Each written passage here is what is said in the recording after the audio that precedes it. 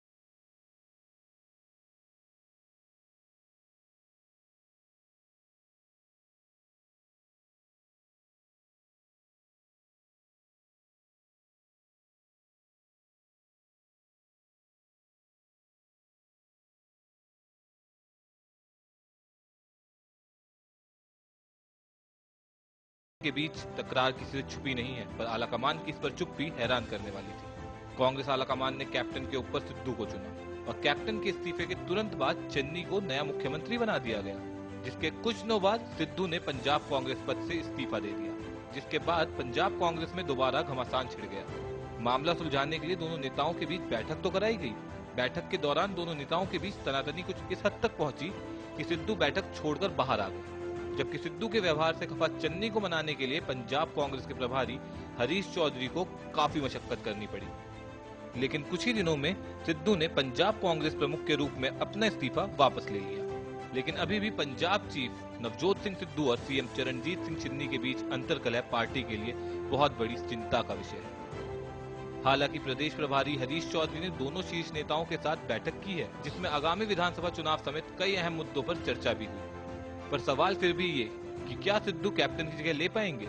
क्या पंजाब में कांग्रेस फिर से सरकार बना पाएगी? आलाकमान का क्या होगा पंजाब जीतने का प्लान? इन सभी सवालों का जवाब तो आगामी विधानसभा चुनाव में मिल ही जाएगा। पर इन सबसे बड़ा सवाल ये है कि क्या कांग्रेस आलाकमान निर्णय लेने की अपनी क्षमता को खत्म कर चुकी है, या फिर सिद्धू के हाथ सारे निर्णय लेने की आजादी छोड़ दी गई है। Bureau report, Aryan.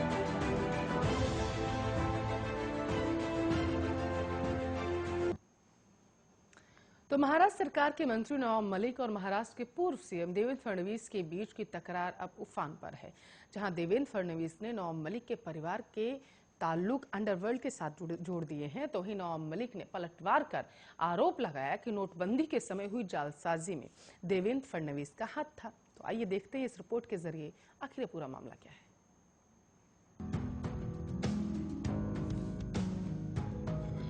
एनसीपी नेता और महाराष्ट्र सरकार के मंत्री नवाब मलिक ड्रग्स केस में शाहरुख खान के बेटे आर्यन खान की गिरफ्तारी के बाद से लगातार चर्चाएं बने हुए हैं। उनकी ओर से इस पूरे मामले को लेकर उगाही का धंधा बताया गया है और आर्यन खान को फंसाने के दावे भी किए गए थे। यही नहीं, नवाब मलिक ने अपने ताबड़तोड़ खुलासों में समीर वानखेड़े से लेकर पूर्व सीएम देवेंद्र फडणवीस तक को लपेटा है। इसके चलते अब स्थिति निजी हमलों तक पहुंच गई है। कभी देवेंद्र फडणवीस उन पर हमला बोलते हैं, तो कभी नवाब मलिक पूर्व सीएम पर पलटवार करते दिखते हैं। दिवाली से पहले देवेंद्र फडणवीस ने कहा था कि दिवाली के बाद वो नवाब मलिक के ऊपर बम फोड़ेंगे, जिसके बाद फडणवीस ने प्रेस कॉन्फ्रेंस कर नवाब मलिक पर बड़ा हमला बोला और दावा किया कि नवाब मलिक के परिवार ने अंडरवर्ल्ड के लोगों से जमीन खरीदी थी। यह भी कहा गया कि जमीन को दाऊद के लोगों से सस्ते में खरीदा गया। देवेंद्र फडणवीस ने नवाब मलिक से सवाल किया कि उनके परिवार ने आखिर मुंबई हमलों के दोषियों से जमीन क्यों खरीदी। प्रेस कॉन्फ्रेंस में देवेंद्र फडणवीस ने 2 नाम बताए।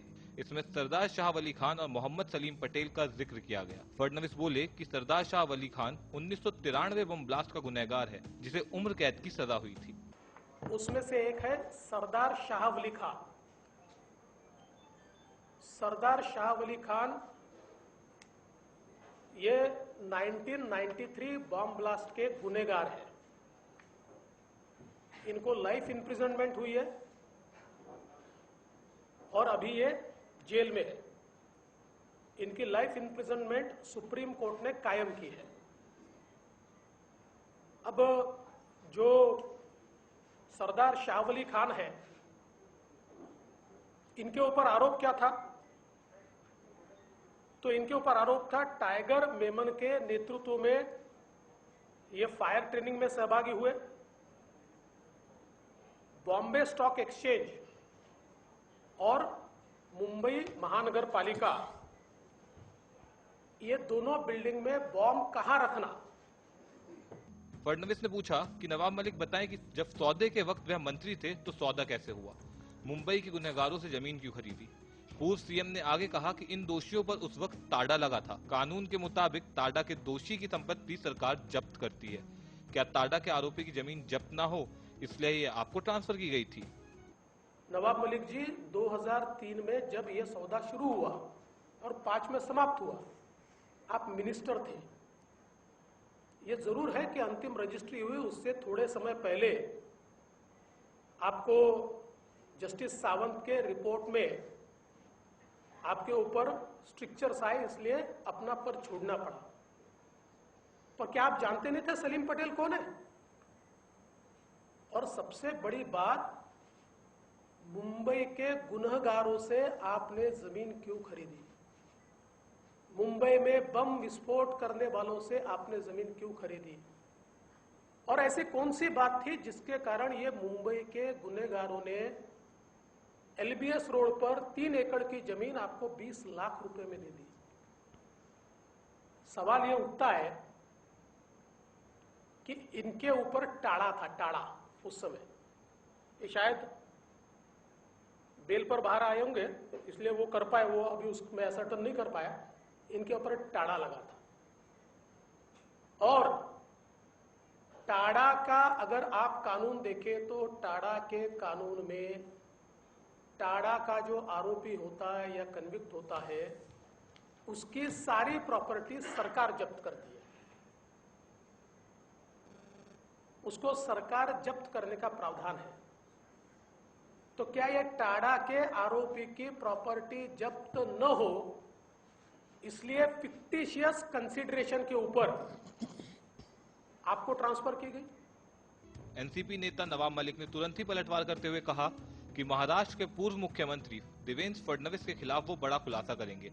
इससे पहले उन्होंने ट्वीट किया कि उनकी नींद खो गई है, अब चैन खोने का वक्त आ गया है, मिलते हैं सुबह 10 बजे। उन्होंने कहा था कि वह देवेंद्र फडणवीस के खिलाफ बड़ा खुलासा करेंगे। नवाब मलिक ने प्रेस कॉन्फ्रेंस कर बीजेपी नेता देवेंद्र फडणवीस और राज्य में रही उनकी सरकार के दौरान किए गए कामों पर प्रेस कॉन्फ्रेंस में निशाना साधा। नवाब मलिक ने कहा कि एनसीबी अधिकारी समीर वानखेड़े को बचाने की कोशिश हो रही है। वहीं उन्होंने देवेंद्र फडणवीस की तरफ से लगाए गए सभी आरोपों को खारिज करते हुए बीजेपी नेता पर ही आरोपों की झड़ी लगा दी और यह तक कह दिया कि फडणवीस जाली नोटों के धंधे को बढ़ावा दे रहे थे और उनके इशारे पर मुंबई में उगाही हो रही थी। उन्होंने यह भी आरोप लगाया कि दाऊद के करीबी रियाज भाटी को देवेंद्र फडणवीस का संरक्षण हासिल था। फडणवीस की ओर से मुंबई धमाकों के आरोपी से जमीन खरीदने के आरोप पर नवाब मलिक ने कहा कि उन्होंने कानूनी प्रक्रिया का पालन करते हुए ही जमीन खरीदी थी। कल महाराष्ट्र के प्रतिपक्ष नेता, विरोधी पक्ष नेता सम्माननीय देवेंद्र फडणवीस जी ने कुछ मुझ पर आरोप लगाए थे और उसका कल ही मैंने खुलासा किया कि कुछ अधिक जानकारी मैं देना चाहता हूं। जो देवेंद्र जी ने कहा कि आपके मंत्री रहते हुए सलीम पटेल के बारे में आपको जानकारी थी कि नहीं? 2005 में मैं मंत्री पद पे नहीं था। एक दूसरे पर बम और हाइड्रोजन बम फोड़ने वाले कोई और नहीं, महाराष्ट्र के 2 दिग्गज नेता हैं। इन दोनों दिग्गज नेताओं की लड़ाई में कौन सही कौन गलत ये तो वक्त आने पर ही पता चलेगा। अब देखना ये होगा कि ये सियासी घमासान कहां तक चलता है। Special report Arya news.